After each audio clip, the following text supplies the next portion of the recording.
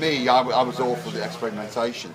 You know, things like breathing down the pine pot glass on the second stage. At second stage, you know, things like that, and scraping polystyrene blocks down doors, you know, to get high frequencies to make the hair on the back of your neck stand on end in No More Hell on Earth. And things like this, you know, that's where I come from musically. Yeah. You know. And people look at you sometimes and they think you're insane. You say, oh, yeah, okay, maybe you're right. Yeah, but that's experimental. That's great. I don't really care. I don't really care what you think. If it works, yeah. If it doesn't, then I'll say, yeah, okay, it doesn't. You know, and I've made myself look a bit silly. But if it does work, great. And it wouldn't have worked unless I'd come up with a silly idea in the first place. But there's no point being worried about it, you know, just do it and just try it. So tell me about this this glass. Was it a glass like this? It was a beer glass. Second stage? Yeah, it was just a beer glass. I mean, basically what I discovered was we wanted breathing going through this track. And it was very, very influenced by Pink Floyd. And David Mallet come up with this idea of rebirth and evolution and birth. And originally, you can, if you listen very, very carefully, you can just about hear somebody going, oh, push. And you can just about hear the idea is somebody giving birth, a woman giving birth, and that's why you can hear those vocal samples, which are kind of like from a porno film of a female orgasm, but it's the idea that it's pain, and it's somebody giving birth. But originally, it was a lot more explicit than that. It was a lot more obvious that it was somebody giving birth, but all that was removed because it was thought to be too close to Pink Floyd. But the one thing that did remain, which was close to Pink Floyd, which was what was the track off the wall? It's "Don't Leave Me Now." It's like, oh babe, don't leave me now, and there's big heavy breathing in the background, pulsing in and out. So that's where they got that idea from. And it's like, Mal and Dave. Yeah, Mal and Dave got that idea, and they wanted to use that breathing. So I said, right, I'll try it, you know, because I've got big lungs, you know, I smoke a lot. And I said, right, I'll try it, I'll see if I can get this big horse breathing going through. And it just didn't work. It just sounded very, very weak and small. And then I'd been drinking a pint of beer. Yeah, what's the first? So, first thing was the yeah. So I've been drinking a pint of beer, and I thought, I wonder what will happen because you know, a pint glass is a resonant cavity. So when you tap a pint glass, the sound that you're hearing there is the pint glass's resonant frequency. So if you hone in on that resonant frequency, you can actually stimulate that resonant frequency. That's how opera singers destroy wine glasses. By what they do is they hit a certain amplitude with the right resonant frequency, and what happens is it makes the molecules in the glass deconstruct and the glass shatters. So it makes sense then that if you kind of put a sound in a closed container like a pint glass, which has got loads of resonant frequencies, you actually exaggerate the sound. So if I put while I'm talking, if I put my mouth closer to the sound, now what you're hearing now is you're hearing a low pass filter. The high frequencies have gone down, but what's happening is the resonant frequencies of a glass are now included in the sound in my voice now. So instead of going and when you put it into a glass, yeah, but you're breathing out. Yeah. But if I do it without the glass, it's put it in the glass. Can you hear the difference? And what you've got now, you've got the sound of it. You've got the sound of a white noise from the breathing out, but you've also got the resonant frequencies of the glass, so it exaggerates the sound. Yeah. And you've got reverb in the glass as well, so the whole thing is amplified and exaggerated. And then when you amplify that and put it through a really high quality condenser mic, then and then put a big Lexicon reverb on it, then you get that sound. Yeah. And that's how it was created. Great. And it was an accident. It was just what if. Wow. What if that happens? Yeah, what if? What we know what happens. There was a little bit of logic. There was some logic attached to it. There was some knowledge of physics of music and sound attached to it, but only minimal. Only non. You know, what happens if we let's try it. Let's see what happens. So that's how that sound was created.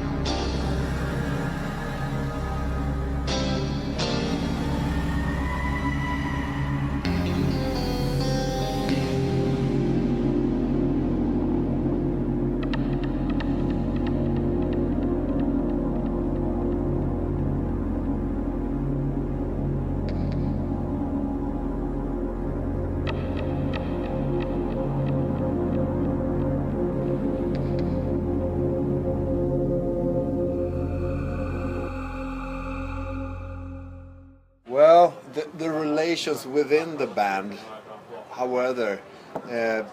When I'm sitting here with Steve now, how do you thought?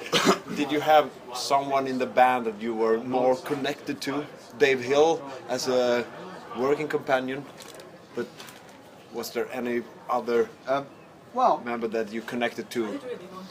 I mean, in the early days, Mal. I was connected to, yeah, if anyone stood out in the very, very early days, it was Mal. For some reason, I really connected to him. The age difference seemed irrelevant, you know, and we just kind of, our personalities were very, very similar. And just found it very, very easy to get on with him, you know, he was just easy Yeah. to get on with, you know. And he was open, he got a very, very open mind, and he was open to new ideas, and crazy ideas, and, you know, going back to what we were talking about earlier, you know, he's just a very, very open guy, and very, very easy to get on with, very, very laid back. I was less connected to other members of the band, largely because I think it was a fight having to be, you know, for someone so young, working with experienced musicians who were a lot older. Yeah.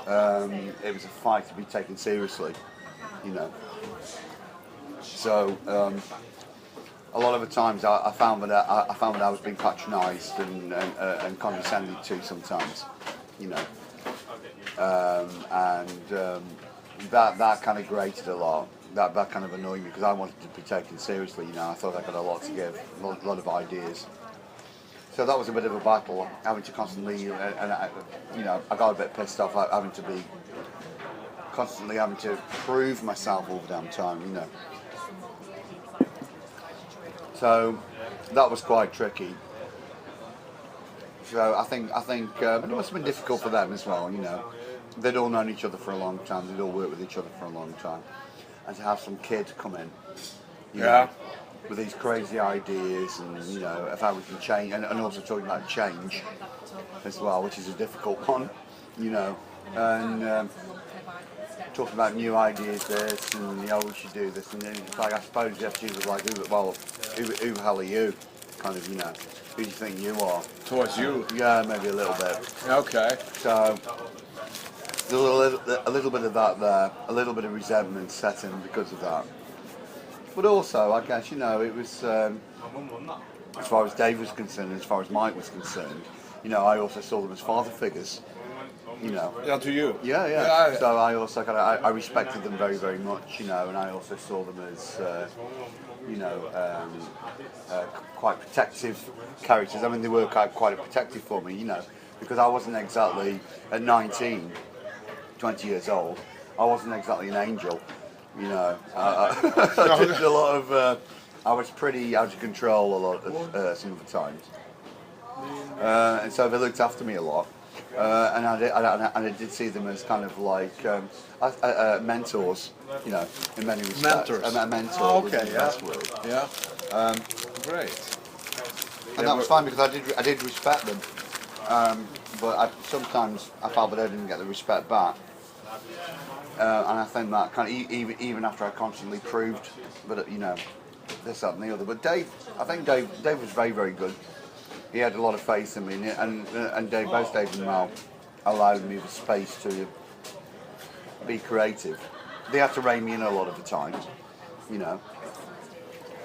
I think they thought some of the ideas were too way over the top. But again, like I say, you know, at the time I was just like, you know, well, let's just try it. Let's just do these things and see what happens. You know? And but it was nice because it was nice to. I learned a lot about discipline in the studio. Because when I first started working in professional recording studios, I hadn't had a great deal of experience in these studios. Excuse me, I've been in recording studios before, but not to the level of Amazon or Strawberry. And it's a whole different kind of like ambience and a whole different kettle of fish, and you've got all these different personalities. Recording engineers are notorious, you know, for being some not being the most understanding of people or friendly to people. No, sometimes. I think it's I've a difficult read job. You said Who was the engineer? Was it Chris Chris Nagel? Nagel, we had real problems with Chris at Strawberry because he just wasn't interested in British Standard Approved at all. He wasn't. No, he just wasn't interested in it at all. He didn't like it. Okay. It was a job to him. He didn't like it. He didn't want to be. He had absolutely no interest in it musically. Wow. And he let us know in no uncertain terms. You know what I mean? And it kind of like got very frustrating a lot of the times. An uninterested engineer and that outcome. I know, it's strange, Wow. isn't it? Well, he was doing a job. I mean, we were producing it.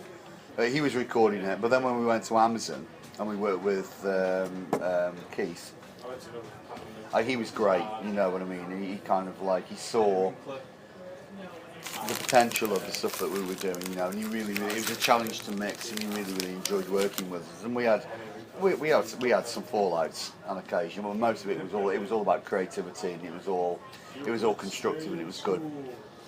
But I guess I wasn't kind of like used to the big professional recording studios, so I would get bored and I'd go wandering off, and I'd go wandering into somebody else's recording sessions. Yeah. So like, you know, orchestral manoeuvres in the dark, or Echo and the Bunnymen would be recording in the studio next door, and I'd just wander in.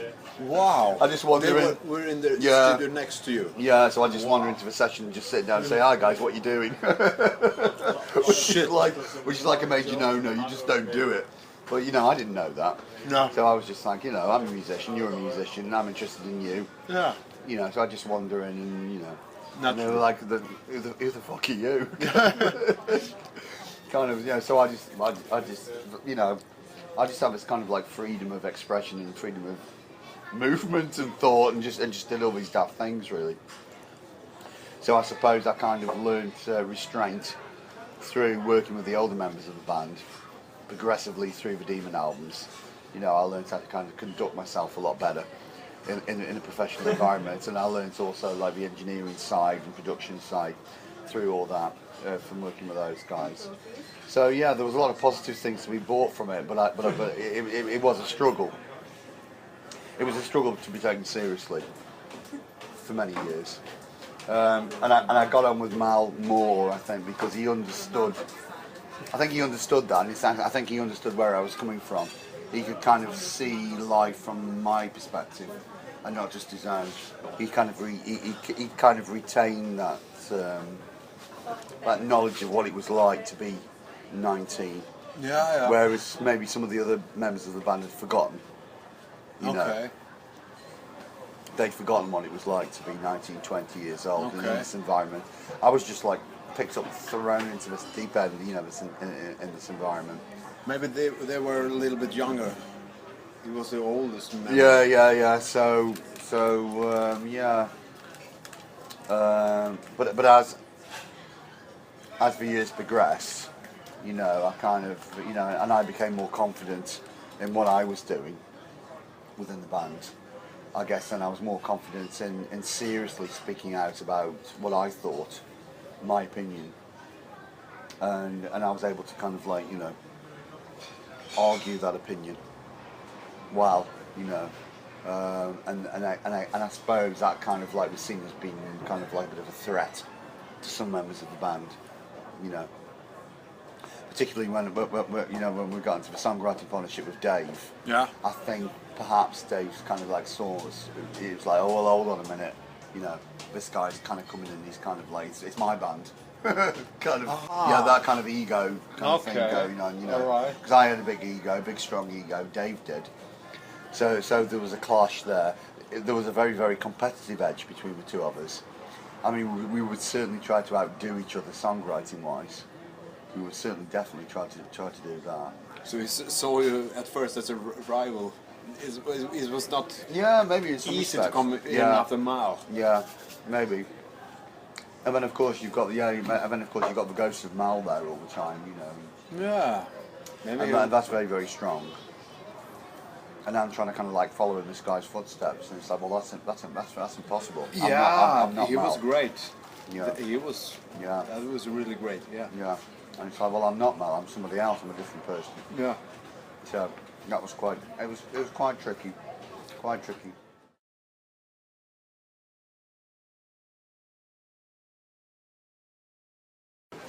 They cost a fortune to you know, they cost a fortune to they cost a fortune to record and produce. I like to call them spare parts on there, the stuff that should have kind of like ended up on the editing. The stuff that should have ended up on the editing, you know, the cutting room floor, to use a film expression, you know, it should have just gone. So, hold on absolutely, yeah. So there was a lot of, for me, there was a lot of mediocre writing on there, which I just wasn't. I just thought was rushed. well, not rushed. It was just below par to what I could have done.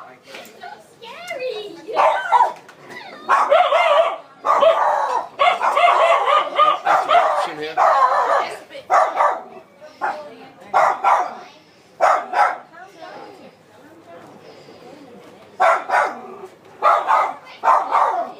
Yeah.